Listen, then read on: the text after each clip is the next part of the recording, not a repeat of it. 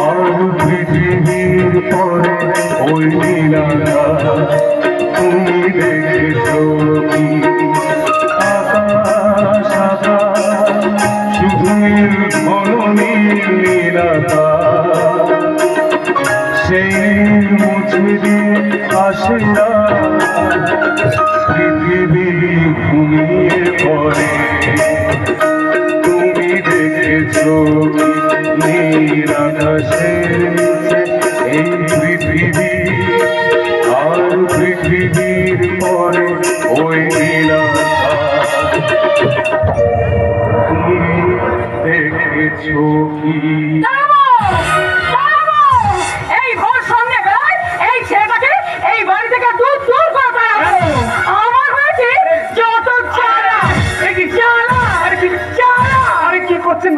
এরকম আমার বাকি ঘটিগুলো বাইরে ছুঁড়ে ছুঁড়ে ফেলছেন কেন? বেশ করেছি বলি সারাদিন কুকুরের মতো ফেপাও করে যেখানে সেখানে ঘুরে বেরিয়ে এসে এই সন্ধ্যেবেলায় আর করে গড় সাদা ছাড়া দেখছি তোমার কোনো কাজ নেই।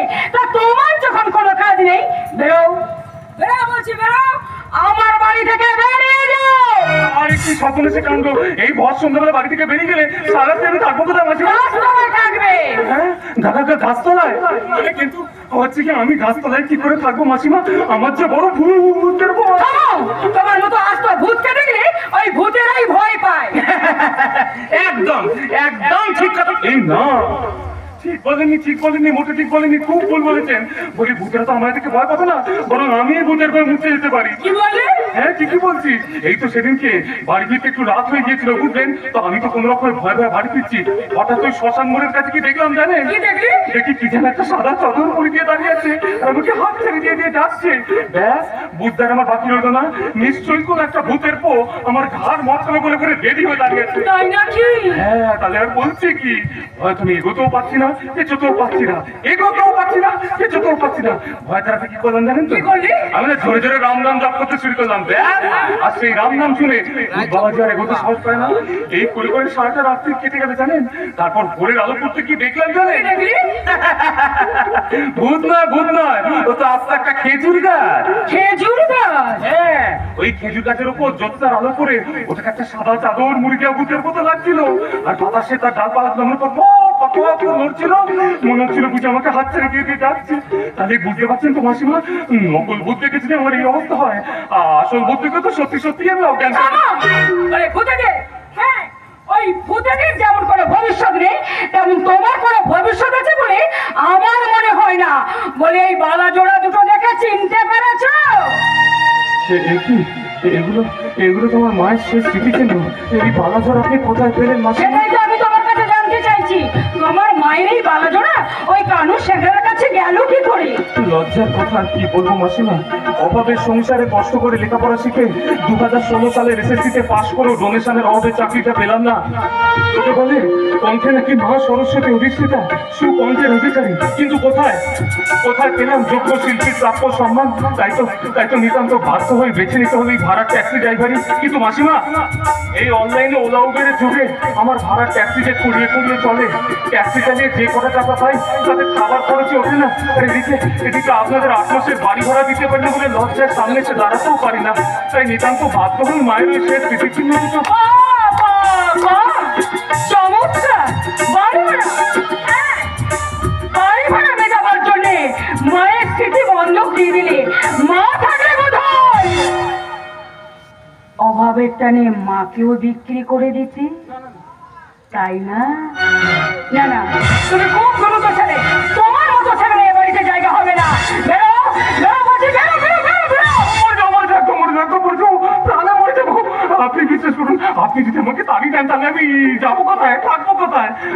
বলুন দেখি, আমি যদি আপনার নিজের ছেলে হতাম তাহলে কি পারতেন দূর দূর করে আমাকে বাড়ি থেকে তাড়িয়ে দিতে? আপনি পারতেন? বলুন না মাসিমা, বলুন না। আমার হয়েছে যত জ্বালা, কাটবি না, একদম কাটবি না। ওই অপরের কান্না দেখলে না আমার নিজেরই কান্না এসে যায়। তাছাড়া তুই আমাকে মা ভাবার আগে, অনেক আগে যে আমি তোকে আমার ছেলে ভেবে বসে আছি, তাই মাকে কখনো পারে তার ছেলেকে বাড়ি থেকে তাড়িয়ে দিতে পারে না রে। পারে না। সত্যি বলছেন, সত্যি বলছেন, আপনি আমাকে নিজের ছেলে মনে করেন? না, কি সৌভাগ্য আমার। কিন্তু একটা কথা মনে রাখিস, মা হারালে যেমন মা পাওয়া যায় না, তেমনি লাখ টাকা দিলেও মায়ের এই স্মৃতি কখনো ফিরে পাওয়া যায় না। কিন্তু মাসিমা, মায়ের ওই বালাজোর আমি কেমন করে ফেরত পাবো? ওগুলো তো আমি কানু সাঁতরাকে দিয়ে ওর থেকে অনেকগুলো টাকা নিয়ে ফেলেছি। এই বালাজোড়া নিয়ে তোকে ভাবতে হবে না, আমি কানু স্যাংরা সব পাওনা মিটিয়ে দিয়ে এই বালাজোড়া আমি ছাড়িয়ে এনেছি। কিন্তু এই বালাজোড়া আমি তোর হাতে দেবো না, আমি নিজের হাতে, হ্যাঁ, আমি নিজের হাতে পরিয়ে দেবো আমার বৌমাকে, মানে তোর বউকে। আমার বউ? বইয়ের কথা বলে এমন বিষম খাস কেন বলতো? কতবার আমি তোকে বলেছি বৌমাকে তুই বাপের বাড়িতে না রেখে এখানে নিয়ে আয়। এই শোন, এবার যদি তুই না আনিস না, তাহলে সত্যি সত্যি এ বাড়ি থেকে তাড়িয়ে দেবো। এই বাবা, এ তো মহা কেলোকান্ত হয়ে যায় মনে হচ্ছে। আর বাবা, বউ কোথায়? বাবা, আমি তো বিয়েই করিনি। বাড়ি ভাড়া দেওয়ার ব্যাপারে এনাদের শর্ত ছিল যে কেবলমাত্র বিবাহিত পুরুষদেরই বাড়ি ভাড়া দেওয়া হবে। তখন তো আমি নিজেকে মিথ্যে করে বিবাহিত বলে পরিচয় দিয়ে বাড়ি ভাড়া নিয়েছি। এখন যদি এরা জানতে পারে আমি একটা অবিবাহিত চিরকুমার দামরা যুবক, এরা বোধহয় আমাকে এখান থেকে ছেঁটা পেটা করে বের করে। কি ভাবছিস, কি ভাবছিস রে বাবা পতি? ও, একটা ঘরে তোদের কুলবে না, এই তো? এই না। আরে না না না না, এ নিয়ে তোকে একদম ভাবতে হবে না। আমি তোদের জন্য আর একটা ঘর খুলে দেবো। তুই এই সপ্তাহে বৌমাকে তুই এখানে নিয়ে আয়। ওরে মৈনাকের বিয়ে হলে তোকে তো একা হাতে সামাল দিতে হবে। আমার অনেক দিনের ইচ্ছে, আমার মৈনাকে মহা ধুমধাম করে বিয়ে হবে। তোমার স্বপ্ন চিরকালই স্বপ্ন হয়ে রয়ে যাবে মমতা, কোনোদিনই তা বাস্তবে রূপ নেবে না। এসব কি কথা বলছো? হ্যাঁ গো, খোকাজি তোমাকে চাকরি ছেড়ে দিতে বলেছিল, তা তুমি চাকরি ছেড়েছো তো? না মমতা, চাকরিটা আমি ছাড়ি, বরং চাকরির মেয়াদটা আরো 5টা বছর আমি বাড়িয়ে।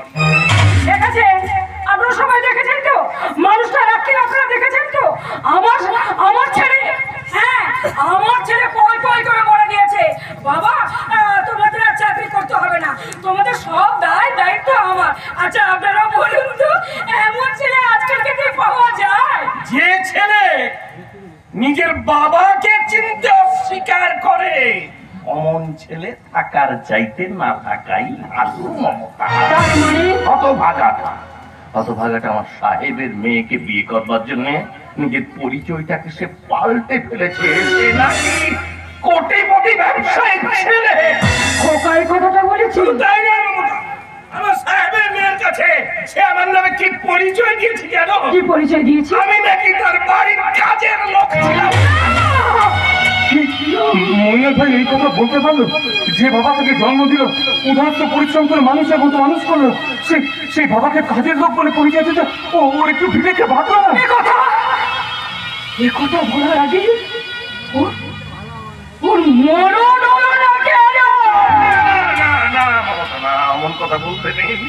তোমার মতো স্নেহময়ী মায়ের মুখে তো অমন কথা মানায় না মমতা। তুমি কি ভুলে গেছো মহাপুরুষদের সেই অমৃতময় বাণী, কুপুত্র যদ্যপি হয় মাতা কখনো নয়। কি বললি? ঠিকই বলছি, তার চেয়েও ভালো থাক, সুখে থাক। ওর সুখের ভাগ আমরা নাই বা পেলাম। আমরা শুধু চির দুঃখী হয়ে থাকতে চাই মমতা, চির দুঃখী। কেঁদো না গো, কেঁদো না। ঈশ্বর সত্যি বড় করুণাময়, আমাদের কাছ থেকে এক সন্তান কেড়ে নেবে বলে মনে হয় আগে থেকে আমাদের কাছে এনে দিয়েছি আর এক সন্তানকে। আর এক সন্তান মানে কে সে? ওই তো তোমার সামনে দাঁড়িয়ে আছে। কি বলে মমতা? এই পথিক? হ্যাঁ গো হ্যাঁ, একটু আগে ওকে আমি আমার ছেলে বলে ডেকেছি। এবার তুমি যদি মেনে নাও তাহলে আজ থেকেই হবে ও আমাদের আর এক ছেলে। বাবা হতো ভাগ্যের কথা, কিন্তু ও কি আমাদের বাবা বলে মেনে নেবে? কেন মানবো না মশাই, কেন মানবো না? সেই কোন ছোটবেলায় বাবা মাকে হারিয়েছি মনেও পড়ে না। পিসিমার কাছে মানুষ, পিসিমার অবর্তমানে আজ আমি তার জন্য অনাথ যাতাবো। কেন মশাই, বাবা মায়ের স্নেহ মমতা কি তা কোনোদিনও বুঝতে পারিনি, কিন্তু আপনাদের স্নেহ সান্নিধ্য পেয়ে সে বাবা মাকে অনেকখানি পূরণ করতে পেরেছি। তাই তো এতদিন আমি মনে মনে আপনাদের যে পরিচয় পুজো করে এসেছি, আজ তো সেই পরিচয় আমার চিৎকার করে বলতে ইচ্ছে করছে। কি পিতা স্বর্গ, পিতা ধর্ম, পিতা হি পরমন্তপ, পিতরি পৃথিমা বন্যে প্রিয়ন্তে সর্বদেবতা। ও বাবাই বুঝি এখন সব, আমি বুঝি তোমার কেউ না। জননী জন্মভূমি স্বর্গাদপি গণেয়সী। আমি চাঁদকে বলি তুমি সুন্দর নও, আমার মায়ের মতো। গোলাপকে বলি তুমি মিষ্টি নও, আমার মায়ের মতো। মাঝে আমার সবার সেরা, মাঝে আমার সবার সেরা, অনন্তকাল অবিরত। চাঁদকে বলি তুমি সুন্দর নও, আমার মায়ের মতো।